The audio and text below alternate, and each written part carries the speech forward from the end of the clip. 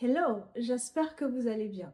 Si vous utilisez Salesforce, que vous soyez admin, développeur ou simple utilisateur, par exemple dans l'équipe commerciale, je vous propose aujourd'hui 5 outils qui vous seront utiles dans votre utilisation au quotidien.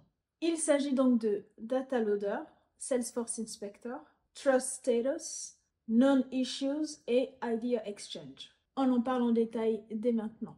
Alors, on va commencer avec Data Loader. C'est un outil incontournable dans la vie et le quotidien d'un admin Salesforce, car c'est une application desktop, c'est-à-dire qu'elle n'est utilisable que sur les ordinateurs, donc Mac ou Windows, peu importe, et elle permet d'importer, supprimer ou exporter les fichiers qui se trouvent sur votre environnement Salesforce, que ce soit la prod ou en sandbox. Donc, Data Loader est là pour vous servir à faire ce travail en masse. Vous pouvez enregistrer, modifier, supprimer énormément de données à partir de cet outil. Je crois que ça va jusqu'à 5 millions de données que l'on peut modifier dessus. Alors, j'avais filmé une vidéo au moment où j'utilisais mon data loader pour vous montrer comment ça se passe, mais j'ai perdu la vidéo. Donc, on va utiliser une vidéo que j'ai trouvée sur YouTube. Alors, il faut savoir que Data Loader ne s'utilise qu'avec les fichiers CSV. Donc, c'est un format de fichier sur Excel ou Google Sheet. Et vous ne pouvez utiliser Data Loader qu'avec ce type de fichier spécifiquement. Vous allez avoir un fichier Excel, vous allez remplir les colonnes dont vous avez besoin avec les informations dont vous avez besoin. Idéalement, le nom de vos colonnes est le même que le nom des champs dans votre org Salesforce. On verra un peu plus tard pourquoi. Et lorsque vous avez terminé de compléter votre fichier avec toutes les bonnes informations, vous le téléchargez au format CSV. Une fois que vous avez terminé la partie Data Quality, etc., vous allez ouvrir votre Data Loader, donc le logiciel une fois que vous l'avez téléchargé et installé sur votre ordinateur de travail.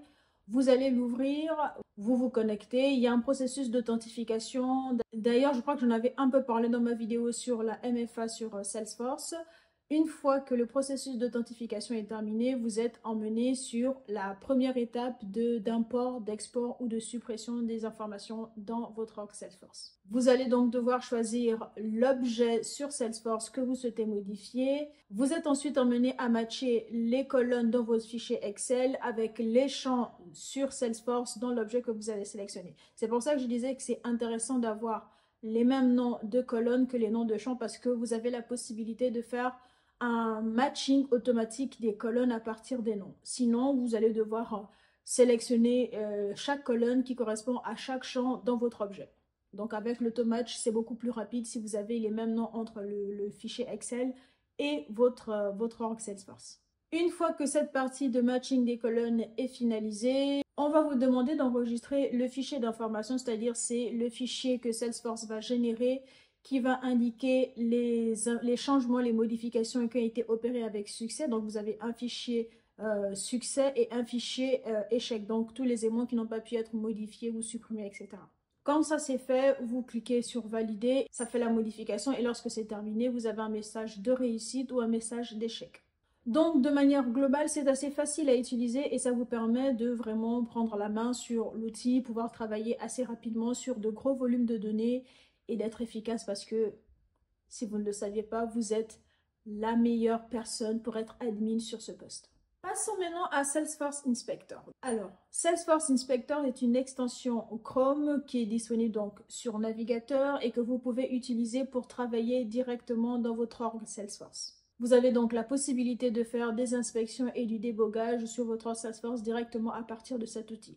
Ça vous donne une certaine visibilité sur les champs, sur les objets, les utilisateurs également, selon l'objet où vous êtes et éventuellement aussi les métadonnées si besoin. C'est beaucoup utilisé par les admins Salesforce, mais c'est tout autant utilisé par les développeurs parce que ça permet de travailler assez rapidement et surtout que ça donne le nom du champ et le nom d'API qui est souvent utilisé pour modifier les éléments et mettre à jour par exemple une classe Apex ou tout autre élément qui ressemble un peu à du code sur Salesforce. Donc comme je disais, c'est une extension Chrome. Vous allez sur la marketplace Chrome pour regarder toutes les extensions qu'ils ont et vous cherchez Salesforce Inspector. Donc je vais télécharger l'extension et à l'ajouter à mon navigateur pour pouvoir l'utiliser directement dans mon org Salesforce. Une fois que c'est installé, je vais refresh ma page pour justement pouvoir l'activer dans mon org Salesforce directement. et je vais pouvoir retrouver l'outil directement sur ma page Salesforce lorsque je suis connectée avec la flèche qu'il y a sur la marge de droite dans le navigateur.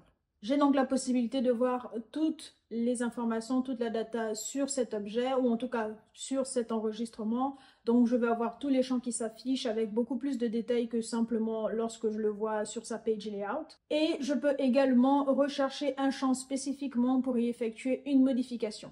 Donc par exemple, dans le cas ici à l'écran, je veux modifier le nombre d'employés qu'il y a sur le compte, donc la société qui est enregistrée sur mon Salesforce. Donc par exemple ici, mon compte a actuellement enregistré 1000 dans le champ nombre d'employés. Donc directement dans Salesforce Inspector, je peux modifier cette information et lorsque je vais lorsque je vais sortir de l'outil, je vais repartir sur l'enregistrement dans Salesforce et retrouver l'information modifiée. Donc je passe donc de 1000 employés auparavant à 950 après la modification directement dans Salesforce Inspector.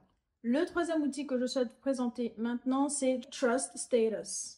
C'est une plateforme officielle de Salesforce, donc c'est vraiment Salesforce qui a développé cette plateforme qui permet de communiquer sur la situation et l'état des instances qui hébergent les différentes et nombreuses orgs Salesforce à travers le monde. Vous pouvez vérifier en temps réel l'état de votre instance, de votre org, s'il y a des problèmes de sécurité, s'il y a une maintenance qui est prévue, des incidents critiques, etc. Vous pouvez avoir toutes les informations dessus.